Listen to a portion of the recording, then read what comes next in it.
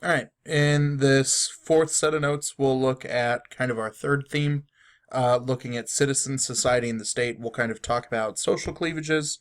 We'll look at civil society. We'll look at kind of those elements that we've looked at in both the UK and Russia to this point. So, if we talk about cleavages in China, we can draw lines along ethnic categorizations that, like I said in the first slideshow, that 92-ish% of the population is ethnically Han Chinese, and there are about 7 to 8% of the rest of the population, which is around 100 million people, that are part of the 55 officially recognized minority groups or the handful of other minority groupings that are not recognized by the state or some other international entities. Most of them live in the 5 autonomous regions that we looked at around northwest and western China, and not very one of these groups are very large in terms of their number of population. So they're either living in those autonomous regions or borderlands between China and another country. A lot of these areas are sparsely populated, but these areas where minority populations live are about 60% of the land controlled by the People's Republic of China. And you're seeing a new focus kind of placed on some of these minority or autonomous regions because a lot of them are resource rich, and the government is trying to find ways to kind of tap into some of these areas. And some of these will be groups that we talk about again in the final set of notes, where we're kind of looking at contemporary issues in China, and we'll kind of play with some of them. But the goal is to suppress dissent, to encourage economic development, and they can do so because of these areas. But China's kind of worried that because these places are far away from Beijing, that they might try and push for independence, which you've seen with like Tibet, or join with neighboring countries, kind of the Russia-Ukraine problem that we've seen develop over the last couple of years, that people are afraid that this might happen again. Like I said in the first set of notes, that they have autonomy in some of their cultural matters, that they're allowed to use minority language in media or literature, that they allow their children to be schooled in 2 languages, in Mandarin and then in their whatever language that they use, and they are allowed to use some of their own religious beliefs through state-approved religious organizations. And this becomes a big problem that we'll talk about a little bit more in Lecture 5 when we focus a lot more on the Tibetans and the Dalai Lama, or kind of the plight of the Uyghur people. And like I said, we'll focus on these two a lot more because I think they're important issues that a lot of people are kind of focusing on again today. This is a map of ethno-linguistic groups. We looked at something similar to this for Russia, looking at how their minority populations are kind of spread out, the different languages that they, groups or separate languages that they might speak. But regardless of the minority languages, there's still shared elements of a common written language. Since the inception of the CCP, they've tried to make Mandarin the official language, but they want to be able to say that they are preserving or allowing these minority populations to kind of preserve their cultural heritage. But we've seen some recent attempts to kind of constrict some of this stuff. For example, in 2006, China attempted to repress Cantonese, which is a language that has about 100 million native speakers. and that even though these minority groups are allowed to use and teach their language, any public address, any people in the public sector have to use Mandarin. So while it's not 100% the official language, it's the official language of government and public interaction. A second set of cleavages we can look at are definitely urban-rural differences, and this tends to be kind of one of the common ones that we'll look at across all of the countries that we study this semester. That the huge kind of boom of economic growth for, kind of that 30 years after Mao has led to what people kind of talk about as two Chinas. That 52.6% of the population which live in urban areas have higher incomes, higher level of education, and kind of are part of a higher socioeconomic class. In 2011, this is the first time that the urban population outnumbered the rural population. And a lot of this is due to some of the floating population or people seeking to kind of re-register through two different political systems to seek education or work in some of these more populated areas. You have seen attempts to try and close this gap. For example, in 2006, when Zhibao introduced what's called the New Socialist Countryside Program to try and lift kind of the lagging rural economy, because the thought process there is if you increase the quality and standard of living of people in urban areas, in rural areas, that will maybe eliminate some incentive for people to try and move to rural areas. But you're seeing, increasing inequality. You're seeing more people wanting to flee rural areas in the name of kind of more high-flight urban areas. This is a big list of kind of the factual differences between life in rural China versus urban China, and I'll let you kind of look at some of, the bulk of this list, but I think to kind of show the rapid growth of the urban area, in 1978, when Deng Xiaoping started his economic reform, there were 172 million people who lived in urban areas, and by 2006, that number has massively exploded to 577 million. That you're seeing more people migrate to urban areas, you're seeing more people being born in urban areas to kind of show the existence of a poverty rate. Nearly 500 million people in China live on less than $2 a day, and that is, again, people primarily in the rural areas and parts of the floating population. That the poverty rate among ethnic minorities in the outlying regions is 2 to 3 times higher than that among the Han Chinese. So there are clearly kind of big problems, and if China is afraid of people in these outlying areas kind of being alienated, I think they're justifiable fears, because China has kind of allowed urban areas to kind of slip into neglect.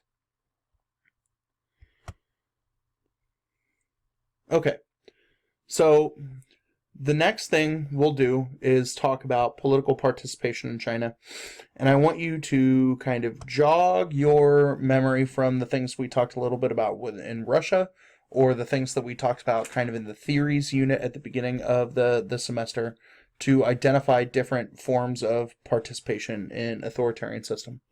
So give your video a pause, see what kinds of things you can recall, and then you'll see my list on the next slide. Okay, so there are a bunch of different ways that people can participate, use ways to participate in an authoritarian system, and it really just becomes a question of how effective they may be. So we can talk about people joining political parties or standing for office. Voting is a means in systems that allow some form of elections or popular ballot measures. There, you can always protest. You can participate in civil disobedience, right? The knowing breaking of laws to try and change laws. You can participate in forms of revolution, a coup, or political violence. Or you can join civil society sectors, right? Interest groups, NGOs. You can participate in citizen policy meetings. You can do any of those things.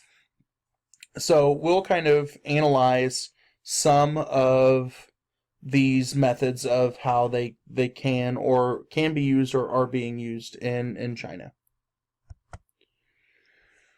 When we talk about political parties, the Chinese Communist Party is the largest political party in the world. Only 8% of the citizens are kind of full-blown members of the party. And in 2001, people who were, capitalists were allowed to become members. When you look at kind of the bottom, the way they age kids into embracing communism is through the CCP's Youth League, which is where we saw someone like Hu Jintao rise through kind of the power of that group. And there are more than 75 million members of the Youth League. Now, while China is a one-party authoritarian state, right, that means the Communist Party is the only one allowed in power, the only one allowed to make decisions. But there are 8 democratic parties that exist in China, and they draw from, specific groups of individuals. These parties are regulated by the CCP, and they kind of offer an advisory role only. And I'll kind of talk you through a couple of them and kind of why they exist. For example, you have the China Revolutionary Committee of the Kuomintang, which are the people who kind of originated the Republic of China in 1911. That these are the individuals who pushed for a more kind of democratic China. You have the Democratic National Construction Association, the Association for the Promotion of Democracy, the Peasants and Workers' Party. So these are all kind of interests that they know exist in China, and they have to kind of deal with these factions. That none of them have party powers of the government, right? That they are banned from running or standing for election, but they exist. They are from, like I said, different sectors of interest. So I gave you some of the democratic ones, but you also have the Zhusan Society, which focuses on scientific development, while the China Democratic League focuses on different forms of modernization and development. The Zhigong Party wants to focus on the rights and interests of Chinese individuals living overseas. So these parties are kind of interest groupy in a way, but they exist as differing political parties. They just have no upward mobility whatsoever. There are elections in China to legitimize the government, and when I said that, the CCP controls the electoral system, in the previous set of notes, that's true. The party controls the commissions that run elections, they approve the candidate lists, and you don't really get direct elections anywhere. That direct elections happen a little bit at the local level for your, local forms of government, but all of that is controlled by the party. You can choose deputies to serve on the county's People's Congress, like I said, the local elections. And since the 80s, you've seen kind of this liberalization of elections where multiple people can, run or stand for a position, but they're all from the CCP. There is a little bit more democracy at the village level, but there are secret ballot elections where individuals are chosen, but they are still people who tend to be like leaders of the local parties. The village committee will monitor these local elections. So, they happen, but they're kind of legitimate questions about how free and fair these elections are. In terms of interest groups, those exist too, but they are controlled by state authority or party authority. This is probably the best example of a corporatist system that we'll talk about. That, there are these interest groups, but there are peak associational groups that are controlled by the government, that there are not independent groups or movements that are allowed to influence the government or society in kind of a meaningful way. So the party / state, the 2/3 of the triangle, will form mass organizations that, like I said, are peak groups that focus on a particular interest, like workers or women, but they are run by the party. That people can express views within strict limits, so your method of interest articulation is very, very limited. And like I said, they form around different categories. So most factory workers belong to the All China Federation of Trade Unions. There's a women's rights group that is the All China Women's Federation. That these groups exist to kind of offer a cathartic release of political views, but again, they're heavily regulated by the state. The party also uses what's called danwei to maintain social control, and danwei is the organizational units that are based on your place of work. So, people depend on these danwei units for jobs, for promotions, for income, for medical care, housing, any of these things. So it's access to these benefits, to these systems that people rely on and kind of push people into kind of coloring within the lines of what China wants or what the CCP kind of sees as acceptable. Where you've seen the most, I guess, liberalization is the birth of civil society, that this was virtually non-existent under Chairman Mao. So while things like interest groups have been limited, private organizations have been kind of allowed to foster or kind of increase their amount of influence within recent years. You've seen groups that focus on social issues that don't challenge the authority of the state that can exist. Starting in the 90s, NGOs could register with China. So there are, thousands of ping pong clubs, environmentalist groups, other organizations that deal with charitable work, health issues, legal issues, that must register with the government.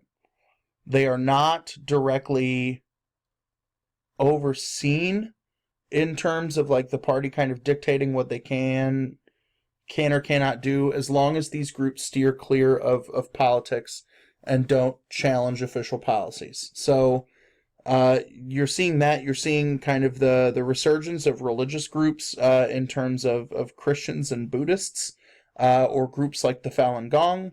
But these religious groups are also heavily regulated, and this is, again, something we'll kind of talk about in the final set of notes. Protesting happens. There have been few protests since the Tiananmen Square massacre, which we talked about in the previous set of notes, or the Tank Man video that y'all watched. But we've seen groups like the Falun Gong, a religious group, kind of speaking up for freedoms. You've seen some labor unrest at village levels, and those kind of get squashed quickly by local and national party organizations.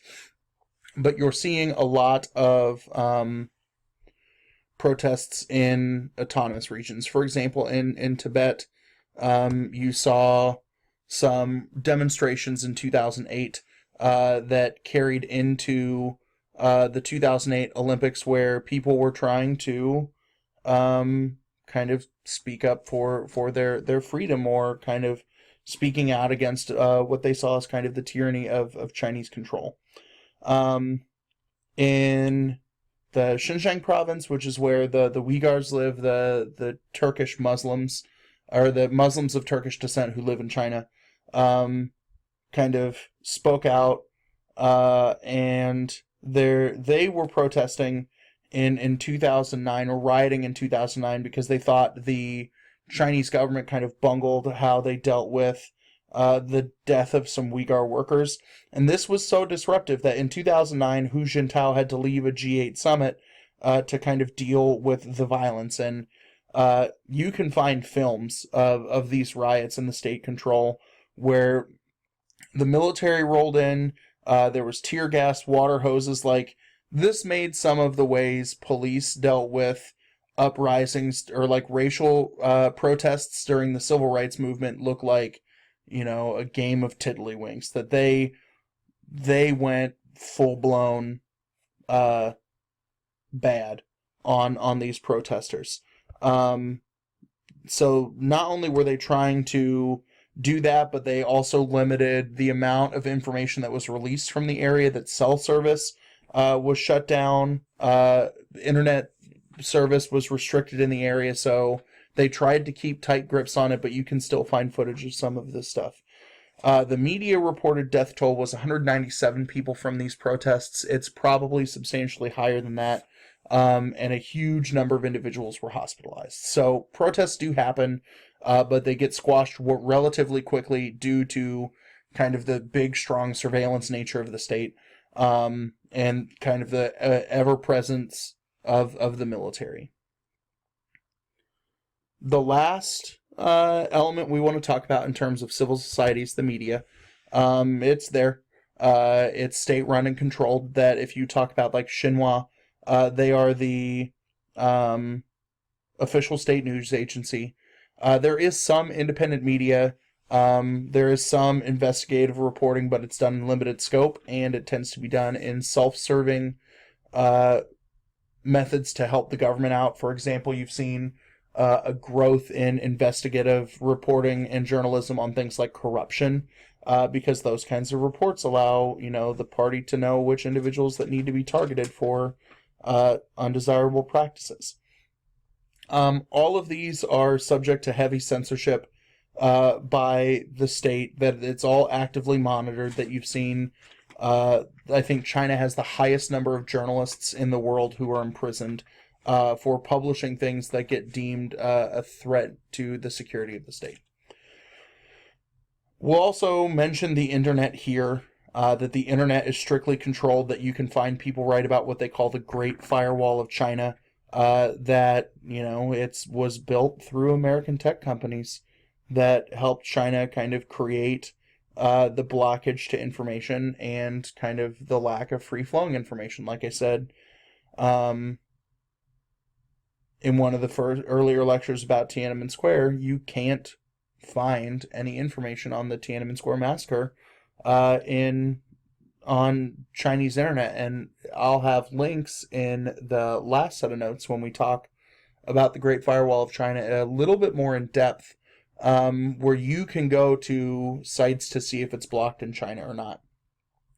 A lot of social media is heavily regulated. Like, I'm pretty sure you can't get on Twitter. I know you can't get on Facebook in China, but you can use QQ, which is a microblogging platform that does all of those things, that is also heavily regulated by China. So when we talk about citizen society in the state, there are a lot of cleavages, right? That these ethnic linguistic lines can create divisions, and they're more disruptive than you would think in a nation that is 92% one ethnic grouping.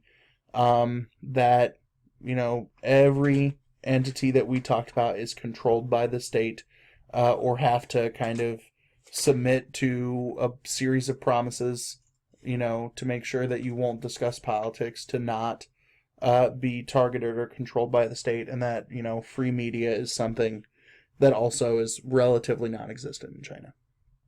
So we'll dive into the religious groups and the internet particularly a little bit more in the final set of notes.